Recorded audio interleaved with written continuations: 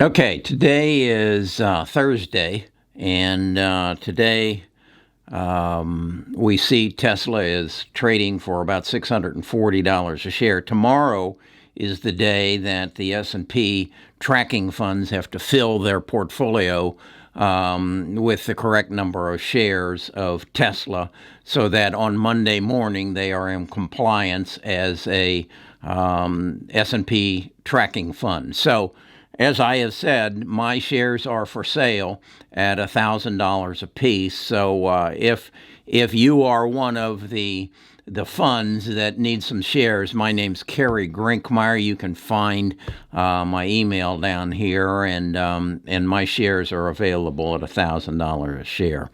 So the question I have now is, what's next? Elon, what are you going to do next? So let's explore that. I've been doing some research. I've been watching some interviews. I've been reading some articles. What's next, Elon? Best of Us Investors presents Kerry Grinkmeyer. As I say, I'm interested in Elon because I think he is an innovator. I don't think he is. I know he is. He looks at things differently than most people. I recently watched an interview with him, and he said he was asked by the Wall Street Journal how things should be different, and he said people should be spending more time in the factory or in the stores, and they should be striving to make their product better, and that not to be so conscious about financial and the bottom line and spend so much time in the boardroom and making presentations, but being conscious of how to make your product better so that the consumer makes the decision and the consumer makes generates the profit from you. He made a statement of that profit is the difference from the value put in and the value received. And that's pretty cool. And I think that's something that more people, I have a real beef going on with the telecommunication companies, the value received and the value put out.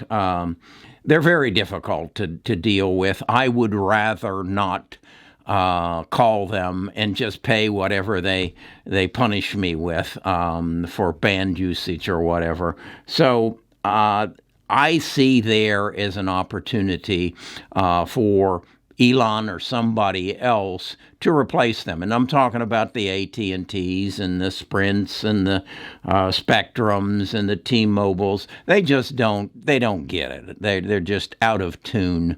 So where is that opportunity? Well, I think Elon and a couple other people have seen it. And what I think is next for Elon, and I think Jeff Bezos has seen it as well, is satellite internet. And I just read some time ago that on October the 18th, SpaceX launched a satellite that put something in the neighborhood of 60 small, low-orbit satellites into the air so that we can bring high-speed internet to more obscure areas. It was interesting, and I don't know if I read this right or not, but from launch to return of the rocket was 9 minutes.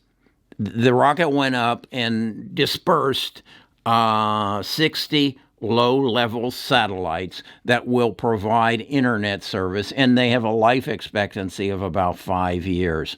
Now, Elon has asked for permission to put as much as 12,000, or he has received permission to put 12,000 up. He's got 480 up right now, and then he has, I say, permission to put 12,000 more low-level satellites, low-orbit satellites, and he's asked for 30,000 more. Why is he doing this? Well, he basically says this is going to be his source of finance to launch his SpaceX travel to Mars. He wants to colonize Mars and other planets in I guess what would you call it, our stratosphere. And he says that these satellites will generate him $30 billion to $50 billion a year, and that will finance his travel and populating of Mars. So that's what Elon has on his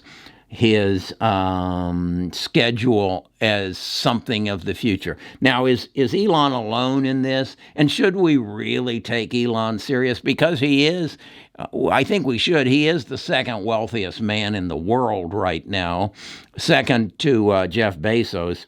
And guess what? Jeff Bezos has a request for 3,236 low-orbit satellites in the sky as well. So Elon and Jeff are thinking right along the same lines. Elon's gotten the S&P 500 behind him. He's moved his operations, his headquarters from California. And when questioned about that, Elon was asked, are you deserting California? And he said, no. He said, the fact is, there used to be, I think he said, 37 auto manufacturing facilities in California, and he is now the only one left. He also made note of that California used to be the center of the space program, and now he is the only one left. So don't throw too many stones at Elon for deserting California and moving to Texas. And he also has operations in China and Berlin, so he's keeping pretty busy. The other thing I think you need to understand is Elon's going, I believe, through an adjustment of his life. He sold many of his mansions and a lot of his houses. Elon is becoming very focused. I again, watching the interview, I admire that he knows what he wants to do. He knows what he has to do to get it done, and he focuses on it. So he's an active manager, and that's who I want to invest in. I want to invest in Elon and Jeff and companies, Jack Dempsey, that actually have the owner involved in the company. One company that I think kind of breaks that mold is Tim Cook and Apple. I think, again, he is somebody who is just nose to the stone and making Apple a better company. I basically believe that if you want to invest in the future, you need to invest in three categories, and that is electric vehicles, biotech, particularly genome sequencing and genome editing.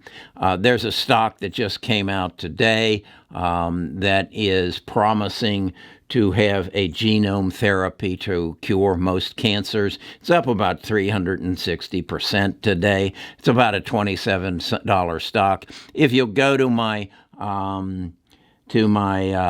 Discord, and you can get to the Discord by one of two ways. Either go into the description and find the link to the Discord, or go to bestofusinvestors.com and sign up there. Give me your name and your email address. That way you'll get periodically, I put out emails of things that I think my tribe need to know about.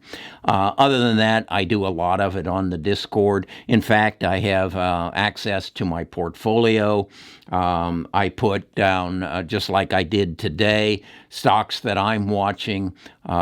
This one that is, I think I'll probably end up buying some because it deals with a cure for cancer, and cancer is a big part of my life, and so I'll be a part of that. But to answer the question, what is Elon up to now? He's up to bringing you and I the best internet service available, high speed. He's up to giving us 6G internet service, and it is not a public company at this time, but hopefully he'll give preference to us Tesla owners, because I don't think Fidelity's going to knock on my door this morning and or tomorrow morning and buy my Tesla stock for $1,000 a share.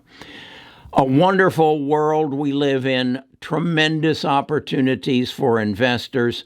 And the other thing, I'm going to do a talk here locally for a group of people about how to get wealthy. And the world is no longer about going and working at one job. It's about creating multiple sources of income. And one of those sources of income should be the stock market.